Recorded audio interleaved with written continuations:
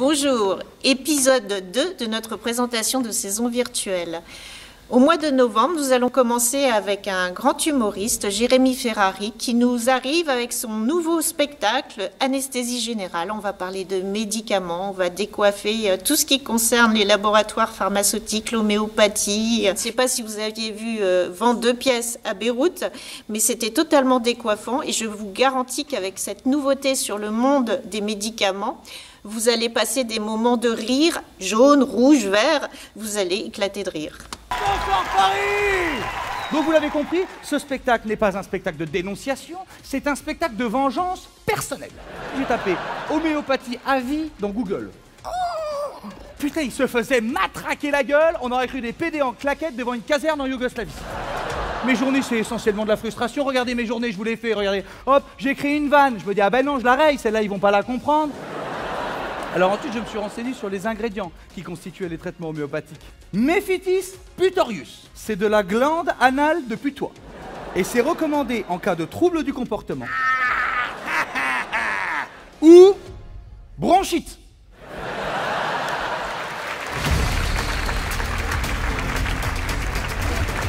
En 1978, il y a encore 2% de la population qui ne touche pas la sécurité sociale parce qu'ils font ce qu'on appelle des métiers oubliés. Les tondeurs de chiens, les prostituées et les prêtres.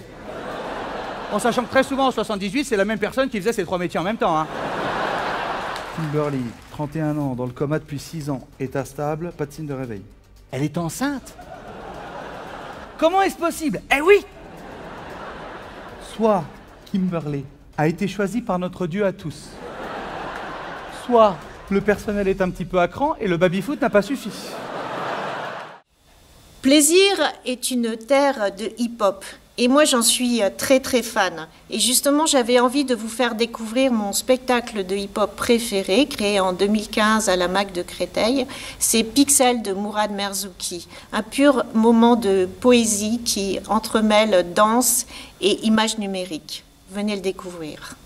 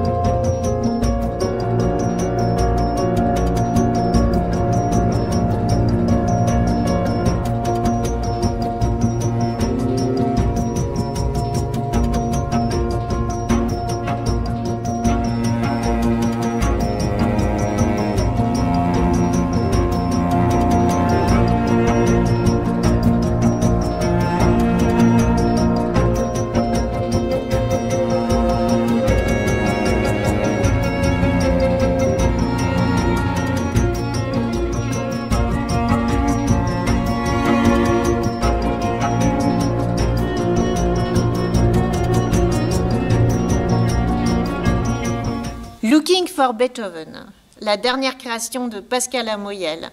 Encore un pur moment de poésie en ce mois de novembre. Vous allez découvrir la vie, les souffrances, les grands moments musicaux de Beethoven, sa surdité. Vous allez découvrir un immense pianiste que moi-même j'avais découvert au Festival d'Avignon il y a quelques années avec le pianiste aux 50 doigts. Durant mes études au conservatoire, pour nous, Beethoven, c'était Dieu. Beethoven se joue comme ci, Schubert se joue comme ça. Vous n'êtes pas là pour chercher, jeune homme. On a déjà trouvé pour vous. Le changement s'est produit dans un parc, un petit peu comme celui-ci. J'avais une vingtaine d'années et je me promenais et j'étais absolument pas du tout préparé à entendre quelque musique que ce soit. Et tout d'un coup, il y a une musique qui est apparue et j'ai entendu une musique qui me paraissait d'une douceur irréelle, comme venir d'un autre monde. Et je me suis dit, mais qu'est-ce que c'est que cette beauté extraordinaire ?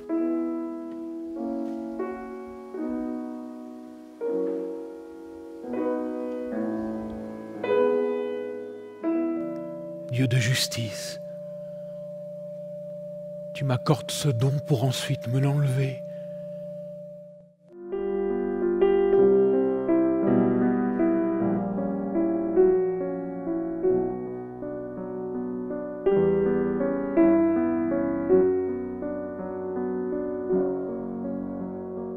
Voilà un homme qui a été privé de joie tout au long de sa vie, et sa seule ambition à lui, c'est de créer la joie pour la donner au monde.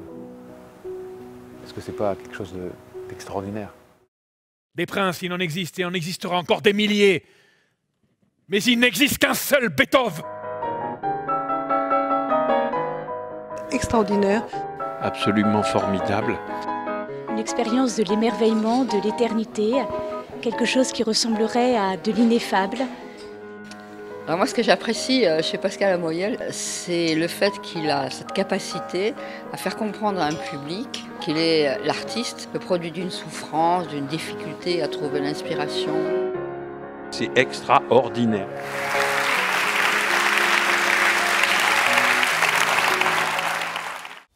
Vienne 1913, c'est la rencontre de plein de personnages célèbres et moins célèbres. C'est la naissance de la psychanalyse, c'est Freud, c'est Jung, c'est le peintre Klimt, c'est tous ces personnages connus ou moins connus qui évoluent dans la Vienne de 1913, là où un certain Adolf H, vient de fêter ses 20 ans. À découvrir pour cette magnifique création. Et je me suis réveillé. Joli rêve. Et quelle était mon interprétation? Vous m'avez demandé au sujet de ces deux crânes de qui désirez-vous la mort. Avez-vous répondu quelque chose? Je l'ai fait, j'ai dit que ces deux crânes me faisaient penser à ma femme et à ma belle-sœur. Et alors? C'était un mensonge. Éhonté, délibéré, j'ai inventé de toutes pièces ce soi-disant désir de mort du rêveur pour vous prouver que je rêvais de façon conforme, de façon freudienne. Vous vouliez me plaire à ce point, Gustave? Je ne voulais pas vous déplaire. Mais à l'instant même où vous m'avez laissé entendre que pour vous ces deux crânes n'étaient qu'une mise en scène de mon désir, mais j'ai enfin compris ce que vous ne pouviez pas comprendre. Qu'est-ce que je ne peux pas comprendre, Gustave? Que ces deux crânes n'étaient pas une création de mon esprit. Mais vous êtes devenu un chaman! Bonjour, cher public de plaisir. Ce qui nous intéresse dans la pièce, c'est vraiment la construction. Comment, dans ce contexte florissant de la Vienne, il y a ces choses sourdes qui naissent. Cet antisémitisme, ce racisme. En fait, Mein Kampf, c'est une partie de sa vie à Vienne qu'il décrit. Le spectacle raconte tout cela avec une musique omniprésente, musique sur verre, avec des chanteuses, deux chanteuses lyriques, avec des comédiens évidemment. Voilà. Nous avons répété, nous allons répéter encore à plaisir et nous allons vous fabriquer un très beau et très intéressant spectacle. Misérable, c'est une comédie musicale pour toute la famille à partir de 6 ans. Une proposition mise en scène par William Mesguich. Venez donc nombreux pour découvrir le destin de la petite Cosette d'après Les Misérables de Victor Hugo.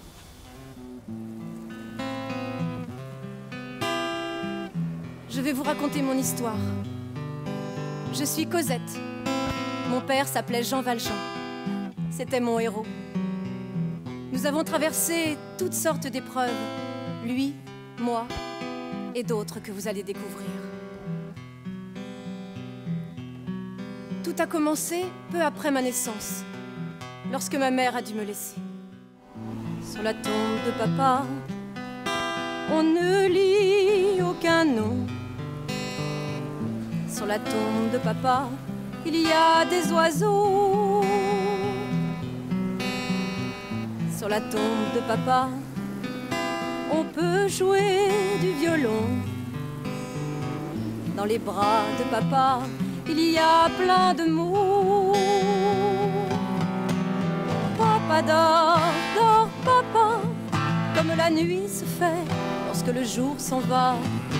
Papa dort, dort papa, comme le jour s'éteint sur un nouveau présent.